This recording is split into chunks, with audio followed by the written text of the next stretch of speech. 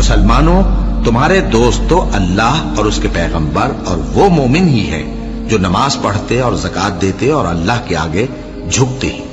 اور جو شخص اللہ اور اس کے پیغمبر اور مومنوں سے دوستی کرے گا تو وہ اللہ کی جماعت میں سے ہوگا، اور اللہ کی جماعت ہی غلبہ پانے والی ہے۔ اے ایمان والو،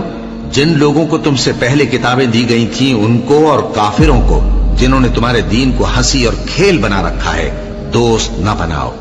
اور مومن ہو تو اللہ ہی سے ڈرتے رہو۔ اور جب تم لوگ نماز کے لیے اذان دیتے ہو تو یہ اسے بھی ہنسی اور کھیل بناتے ہیں، یہ اس لیے کہ سمجھ نہیں رکھتے۔